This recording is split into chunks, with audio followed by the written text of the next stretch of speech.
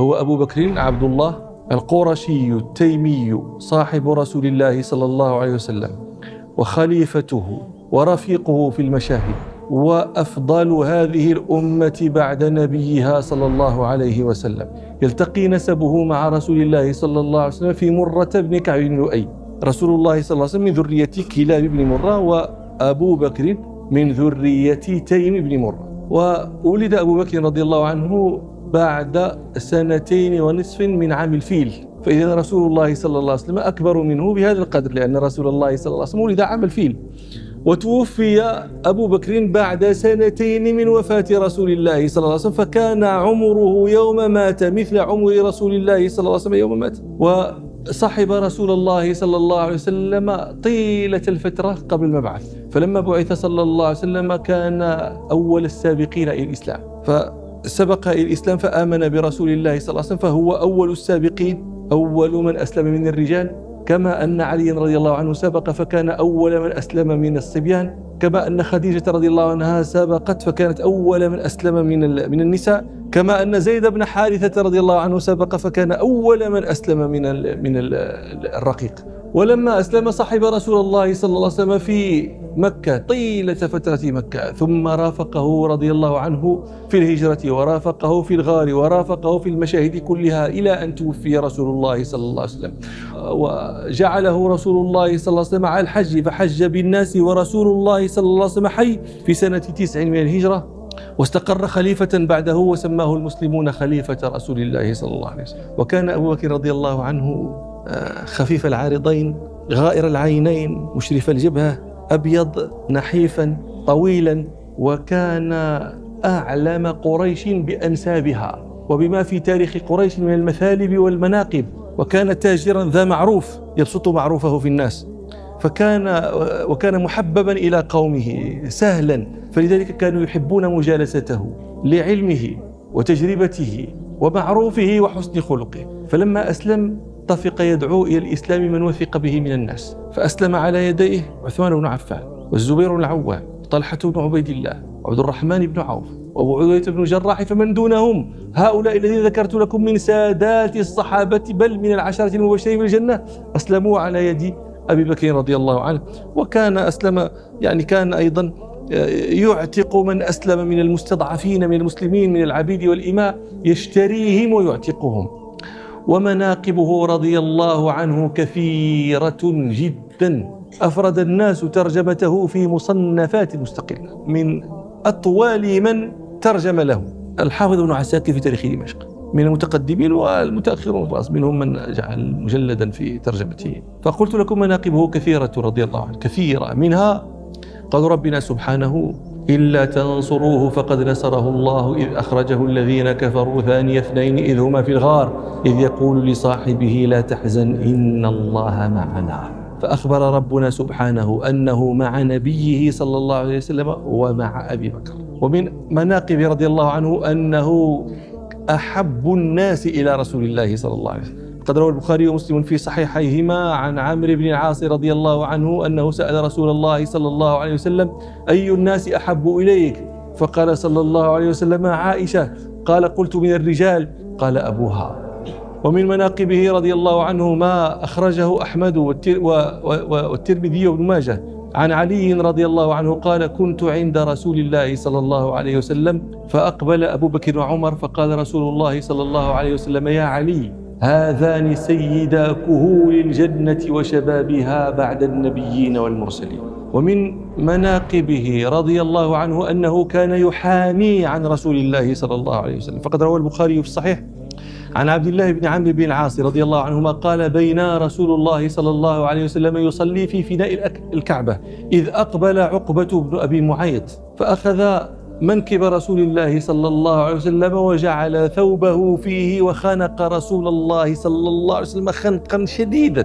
فأقبل أبو بكر فأخذ منكبه ودفع عن رسول الله صلى الله عليه وسلم وقال: أتقتلون رجلا أن يقول ربي الله وقد جاءكم بالبينات من ربكم. ومن مناقبه رضي الله عنه أن رسول الله صلى الله عليه وسلم كان يحامي عنه.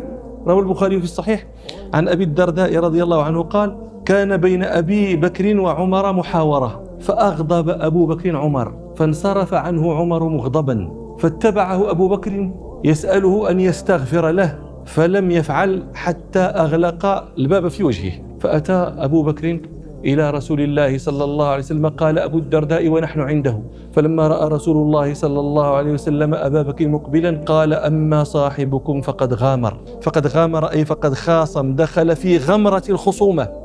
فسلم أبو بكر وقال: يا رسول الله إني كان بيني وبين ابن الخطاب شيء فأسرعت إليه، قلت له ما يسوءه، فأسرعت إليه ثم ندمت فسألته أن يغفر لي فأبى فأتيت إليك. هذه ثمينة جدا. هو أبى، أنا ندمت وسألته أن يتجاوز عني فأبى فأتيت إليك.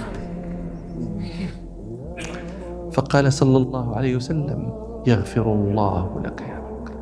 أبى أن يستغفر لك، هو أنا أستغفر. يغفر الله لك يا أبا بكر، يغفر الله لك يا أبا بكر 3 مرات. ثم إن عمر ندم فأتى بيت أبي بكر فقال: أثم أبو بكر؟ قالوا لا. فأتى إلى النبي صلى الله عليه وسلم فسلم. قال أبو الدرداء: فجعل وجه رسول الله صلى الله عليه وسلم يتمعر أي يتغير من الغيظ والغضب، حتى أشفق أبو بكر، خاف أبو بكر على عمر أن يناله شيء من رسول الله صلى الله عليه وسلم يكرهه عمر، حتى أشفق أبو بكر فجثى على ركبتيه ويقول: يا رسول الله والله لا أنا كنت أظلم، يعني يحب أن يصرف المكروه عن عمر. يا رسول الله أنا كنت أظلم مرتين. فقال صلى الله عليه وسلم: إن الله بعثني إليكم فقلتم كذبت. وقال أبو بكر: صدق، وواساني بنفسه وماله، فهل أنتم تاركوا لي صاحبي؟ قال: فما أوذي أبو بكر بعدها أبدا. ومن مناقبه العظيمة أن رسول الله صلى الله عليه وسلم اصطفاه واختاره ليكون رفيقه في الهجرة. روى البخاري في الصحيح عن عائشة رضي الله عنها قالت: لم أعقل أبوي إلا وهما يدينان الدين، ولم يمر علينا يوم إلا ورسول الله صلى الله عليه وسلم يأتينا في طرفيه بكرة وعشية. كل يوم رسول الله صلى الله عليه وسلم يأتي أبا بكر في بيته في طرفي النهار، في الصباح وفي العشي. إلى أن قالت: فتجهز أبو بكر مهاجرا، يريد أن يهاجر لما أخبر النبي صلى الله عليه وسلم أن المسلمين يمكنهم الهجرة إلى المدينة. تجهز أبو بكر فقال له رسول الله صلى الله عليه وسلم: على رسلك فإني أرجو أن يؤذن لي، يعني إذا أذن لي تصحب لي. فقال أبو بكر: وهل ترجو ذلك بأبي أنت؟ فقال صلى الله عليه وسلم: نعم. قالت عائشة: فحبس أبو بكر نفسه على رسول الله صلى الله عليه وسلم يصحبه، وعلف راحلتين كانتا عنده ورق السمور 4 أشهر. قالت: فبينما نحن يوما جلوس عند أبي بكر في نحر الظهيرة في مكة، تعرفون الحر في ذلك الوقت، وهذا وقت في الغالب الناس لا تخرج فيه، تلزم بالظل في بيوتها. قالت: في نحر الظهيرة، فقال قائل لأبي بكر: هذا رسول الله صلى الله عليه وسلم متقنعا غطى رأسه. فقال أبو بكر: فداء له أبي وأمي، ما جاء به في هذه الساعة إلا أمر. هذا ليس وقت مجيئه صلى الله عليه وسلم، وهذا ليس وقت خروجه أصلا، والحر الظاهرة هذا. فاستأذن رسول الله صلى الله عليه وسلم فأذن له فدخل، وقال لأبي بكر: أخرج من عندك، يعني يريد أن يساره بأمر. فقال أبو بكر: إنما هم أهلك بأبي أنت وأمي، هم أهلك لا يخاف منهم. فقال رسول الله صلى الله عليه وسلم: فإني أذن لي في الخروج. فقال أبو بكر: الصحابة يا رسول الله بأبي أنت؟ فقال صلى الله عليه وسلم: نعم، يصطفيه ويختاره من دون أصحابه أجمعين. من مناقبه العظيمة اعتناؤه في هذه الرقة، في هذا السفر، في طريق الهجرة، اعتناؤه برسول الله صلى الله عليه وسلم اعتناء غير. هذا دأب أبي بكر، الاعتناء برسول الله واللطف به والحياطة له ما استطاع. لكن في هذا السفر كان يصنع أشياء. يروي البخاري ومسلم في صحيحهما عن أبي بكر رضي الله عنه ويحدث عن هجرتهما. قال رضي الله عنه: فأسرينا ليلتنا ومن الغد حتى قام قائم الظهيرة وخلى الطريق فلا يمر فيه أحد لاشتداد الحر، قد قائم الظهيرة الآن.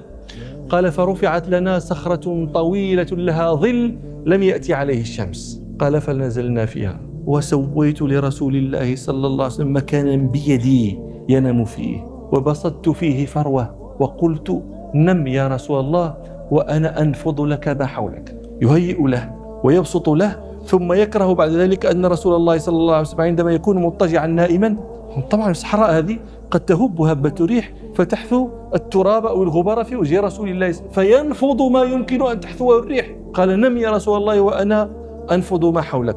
قال فخرجت أنفض ما حوله فإذا براع مقبل بغنمه نحو الصخرة يريد منها ما نريد، يريد منها مثل الذي هما يريدان ظلها وهو يريد منها مثل ذلك. قال فقلت له لمن أنت يا غلام؟ قال لرجل عرفه أبو بكر. فقال هل في غنمك لبن؟ قال الراعي. قلت نعم. قال أفتحلب؟ قال نعم. قال فأخذ شاة. قال أبو بكر فقلت له انفض ضرعها من التراب والغبار والقذى. النبي صلى الله عليه وسلم غير يشرب.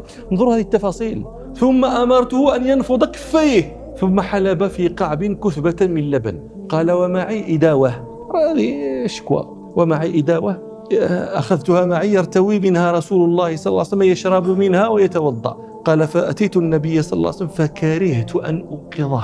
قال فوافقته قد استيقظ فصببت من الماء على اللبن حتى برد أسفله ثم قلت اشرب يا رسول الله. شوفوا يا إخواننا، أبو بكر رجل مثل الناس، لحم دم حاجات، والرحلة التي يقطعها النبي صلى الله عليه وسلم يقطع مثلها أبو بكر، والجوع والعطش والتعب والألم والحر كل هذا يصيب أبا بكر كما يصاب رسول الله صلى الله عليه وسلم. والآن أبو بكر رضي الله عنه يبذل مجهودا أكبر من مجهود رسول الله صلى الله عليه وسلم، لأن رسول الله قد أخلد إلى الراحة، هذا ما زال يذهب ويحلب ويفدعل ثم لا يشرب. هو يعلم أن رسول الله صلى الله عليه وسلم نائم، لا يضر رسول الله صلى الله عليه وسلم، بل لا يعني ليس معيبا الآن أن يشرب أبو بكر ويقدم نفسه، لأن رسول الله صلى الله عليه وسلم نائم، هو لا يقدم نفسه وإن كان رسول الله صلى الله عليه وسلم نائما. ثم انظروا إلى صب الماء ليبرد أسفل اللبن ليشربه النبي صلى الله عليه وسلم باردا لأن الجو حار فلا يضيف إليه حرارة اللبن، ثم يقول اشرب يا رسول الله فيشرب. قال أبو بكر فشرب حتى رضيت. أنا ما أدري هل هذه تتذوقونها. فشرب لم يقل حتى رضي. رسول الله صلى الله عليه وسلم يشرب وأبو بكر يرضى. هذا أبو بكر شيء. قال فشرب حتى رضيت. من مناقبه رضي الله عنه فهمه السديد الشديد الدقيق عن رسول الله صلى الله عليه وسلم فهما لم يكن لأحد غيره. رواه البخاري ومسلم في الصحيحين عن أبي سعيد الخدري رضي الله عنه قال خطب رسول الله صلى الله عليه وسلم الناس يوما فقال إن عبدا خيره الله بين الدنيا وبين ما عنده فاختار ذلك العبد ما عند الله. قال فبكى أبو بكر. قال فعجبنا لبكائه أن أخبر رسول الله صلى الله عليه وسلم عن عبد الخير. رسول الله صلى الله عليه وسلم أخبر عن عبد الخير، لماذا تبكي يا أبا بكر؟ ما فهموا. قال أبو سعيد فكان رسول الله صلى الله عليه وسلم هو المخير وكان أبو بكر أعلمنا. فضل لها أبو بكر في الأول ومحتال من بعد عاد عرفوا باللي راه النبي صلى الله عليه وسلم الذي خوي. فقال رسول الله صلى الله عليه وسلم إن من أمن الناس علي في صحبته وماله أبا بكر ولو كنت متخذا خليلا غير ربي لاتخذت أبا بكر خليلا ولكن أخوة الإسلام ومودته لا يبقين باب في المسجد إلا سد إلا باب أبي بكر. ومن مناقبه رضي الله عنه أنه كان ينفق على رسول الله صلى الله عليه وسلم من ماله وعلى المستضعفين من المسلمين. روى أحمد عن أبي هريرة رضي الله عنه أن رسول الله صلى الله عليه وسلم قال ما نفعني مال قط ما نفعني مال أبي بكر. فبكى أبو بكر رضي الله عنه وقال وهل أنا ومالي إلا لك يا رسول الله. وفي رواية أنه لما النبي صلى الله عليه وسلم قال ما نفعني مال قط ما نفعني مال أبي بكر فبكى أبو بكر وقال وهل نفعني الله إلا بك وهل نفعني الله إلا بك وهل نفعني الله إلا بك. وروى الترمذي عن أبي هريرة رضي الله عنه أن رسول الله صلى الله عليه وسلم قال ما لأحد عندنا يد إلا وقد كافيناه بها ما خلا أبا بكر فإن له عندنا يدا يكافئه الله بها يوم القيامة وما نفعني مال أحد قط ما نفعني مال أبي بكر ولو كنت متخذا خليلا لاتخذت أبا بكر خليلا ألا وإن صاحبكم خليل الله. ولذلك لما رام ذات يوم عمر بن الخطاب أن ينافس أبا بكر وأن يسابقه لم يستطع. روى أبو داود والترمذي عن عمر بن الخطاب رضي الله عنه هذا عمر ليس بالشيء الهين هذا عمر لكن هذا أبو بكر. روى أبو داود والترمذي عن عمر رضي الله عنه قال أمرنا رسول الله صلى الله عليه وسلم يوما بأن نتصدق فوافق ذلك مالا عندي فأتيت بنصفه إلى النبي صلى الله عليه وسلم فقال: ما أبقيت لأهلك؟ قال: قلت أبقيت لهم مثله. قال: ثم جاء أبو بكر بكل ما عنده فقال له رسول الله صلى الله عليه وسلم: ما أبقيت لأهلك؟ قال: أبقيت لهم الله ورسوله. فقال عمر: لا أسابقك إلى شيء أبدا. مثل هذا يسبق؟ كيف يسابق مثل هذا؟ كيف يسابق؟ أنت الآن فعلت نصف المال هذا، ليس بشيء هين، نصف الثروة هذه، فلا تظن نصف الثروة وش هي نصف الثروة هذه قارنها بما عندك لتعلم قدرها. وهذه لم تكن المرة الوحيدة التي فعل أبو بكر في هذا. يوم الهجرة جاء بماله كله، كل المال أخذه معه ينفقه في سبيل الله. وبهذا نفهم ما روى أبو داود في كتاب الزهد له عن عروة بن الزبير قال: أسلم أبو بكر، وكان له يوم أسلم أبو بكر وله 40,000 درهم. وحدثتني عائشة أنه مات ولم يترك دينارا ولا درهما، يعني أنفق كل ذلك في سبيل الله. من مناقبه العجيبة أن ابن الدغنة سيد القارة وصفه بنظير ما وصفت به خديجة رسول الله صلى الله عليه وسلم من الصفات. روى البخاري ومسلم في صحيحيهما أن رسول الله في حج بدء الوحي أن رسول الله صلى الله عليه وسلم لما جاءه جبريل في الغار، وكانت القصة المشهورة، ورجع النبي صلى الله عليه وسلم إلى خديجة ترجف بوادره وأخبرها الخبر، قال لها صلى الله عليه وسلم: لقد خشيت على نفسي. فقالت له: كلا والله ما يخزيك الله أبدا، إنك لا تصل الرحم وتحمل الكل وتقري الضيف وتكسب المعدوم وتعين على نوائب الحق، إلى آخر الحديث. هذه النعوت التي نعتت بها خديجة رضي الله عنها رسول الله صلى الله عليه وسلم. روى البخاري في الصحيح أن أبا بكر رضي الله عنه لما اشتد به الأذى خرج، هذا في خروجه الأول، خرج يعبد ربه ويسيح بالأرض. فلما بلغ برك الغماد لقيه ابن الدغنة سيد القارة، فقال له: القارة قبيلة هذه من قبائل العرب معروفة، وابن الدغنة سيدها بذلك الوقت. قال: أين تريد يا أبا بكر؟ قال: أخرجني قومي فأنا أريد أن أسيح في الأرض فأعبد ربي. فقال ابن الدغنة: إن مثلك لا يخرج ولا يخرج، إنك لتصل الرحم وتكسب المعدوم وتحمل الكلب وتقري الضيف وتعين على نوائب الحق. فتواردت خديجة رضي الله عنها وابن الدغنة على النعت نفسه من غير تواطؤ بينهما، وهذا فيه أبلغ المدح لأبي بكر، لأن صفات رسول الله صلى الله عليه وسلم أكمل الصفات منذ نشأة رسول الله صلى الله عليه وسلم، وكانت تلك صفات أبي بكر رضي الله عنه.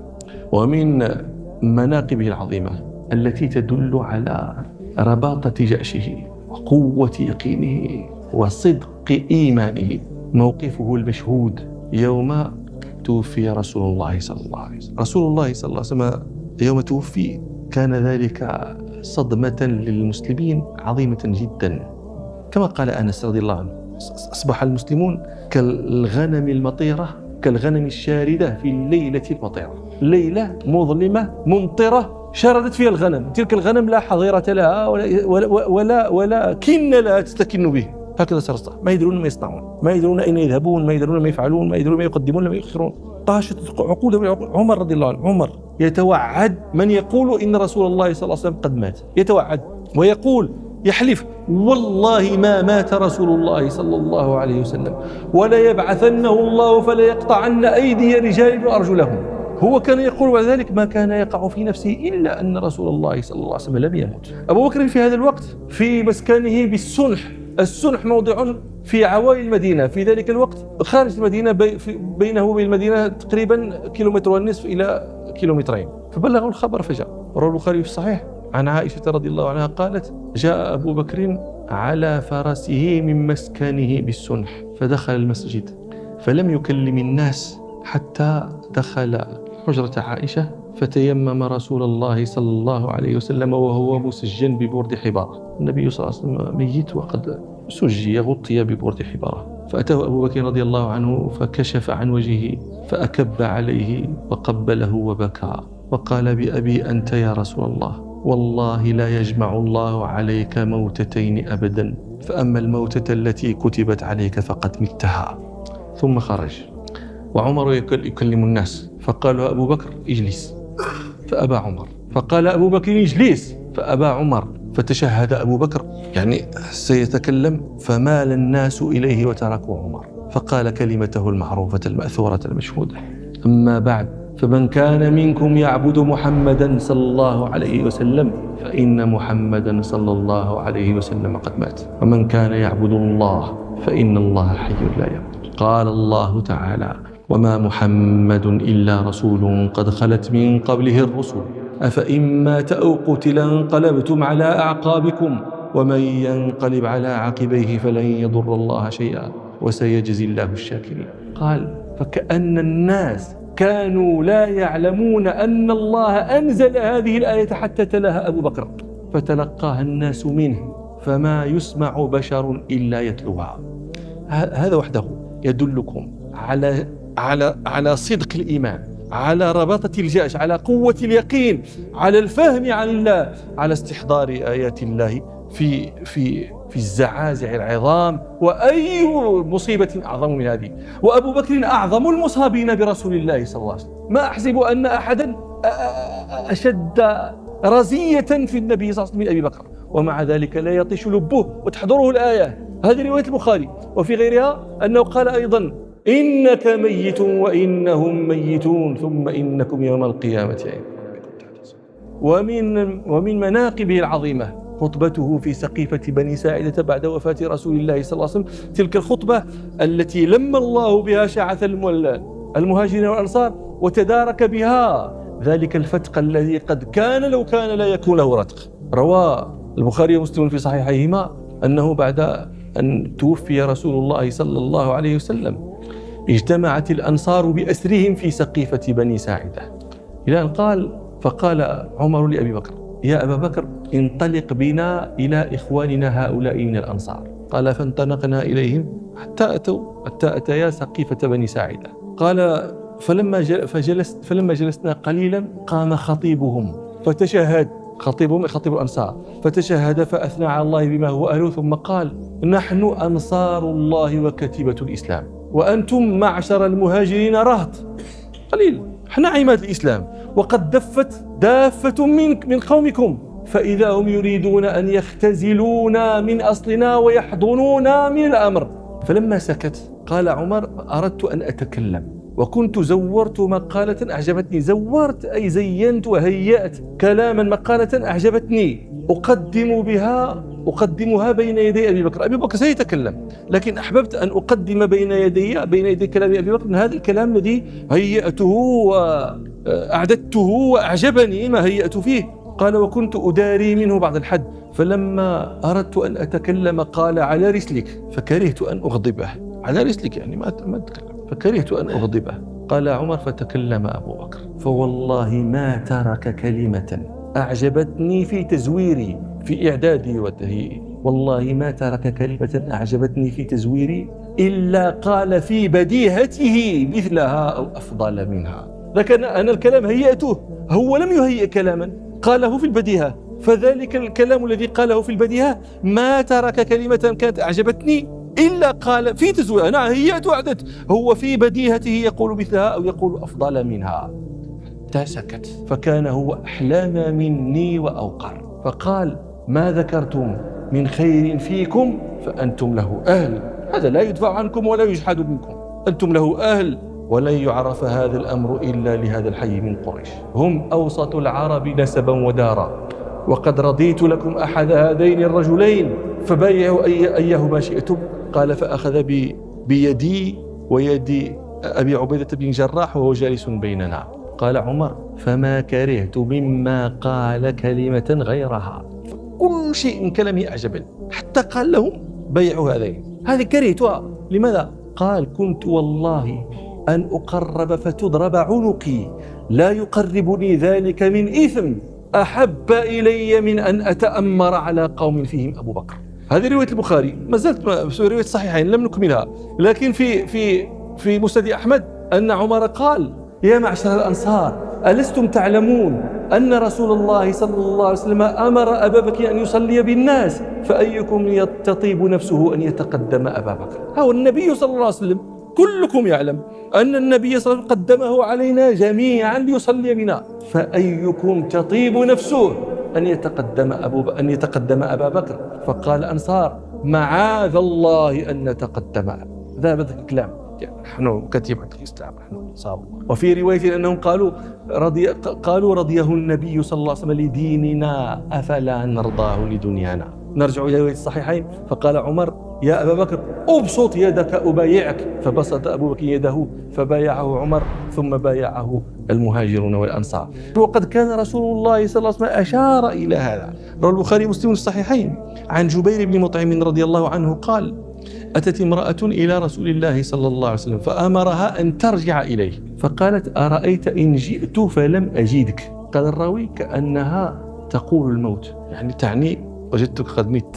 فقال لها صلى الله عليه وسلم إن لم تجديني فأتي أبا بكر. قال العلماء هذه إشارة منه صلى الله عليه وسلم إلى أبي بكر ليلي الناس، يعني هذا الأمر الذي تريدين أن أبرمه لك إذا لم تجديني فأتي أبا بكر، أي سيبرمه لك كما لو كنت موجودا أبرمته لك. وطبعا أجلى من هذه الإشارة وأظهر منها وأوضح وأبين ما رواه مسلم في الصحيح عن عائشة رضي الله عنها قالت قال لي رسول الله صلى الله عليه وسلم ادعي لي أبا بكر أباك وأخاك حتى أكتب كتابا فإني أخاف أن يتمنى متمن ويقول قائل أنا أولى ويأبى الله والمؤمنون إلا أبا بكر. وفي رواية عند أبي داود الطيالسي وأحمد في فضائل الصحابة أنه صلى الله عليه وسلم قال بعد ذلك معاذ الله أن يختلف المؤمنون في أبي بكر. وكذلك ومن مناقبه العظيمة أيضا قتاله أهل الردة. في الصحيحين عن أبي هريرة رضي الله عنه أنه لما مات رسول الله صلى الله عليه وسلم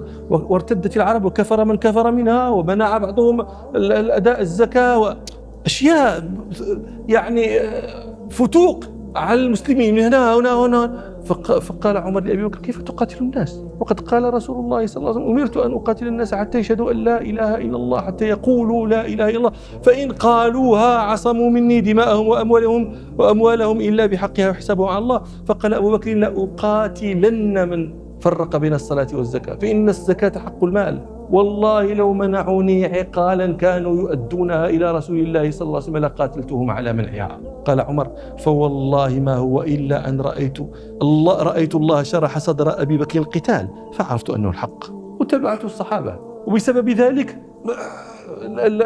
لم يهجم المرتدون على المدينة وبعضهم مكث على الإسلام بعضهم ثبتوا أشياء.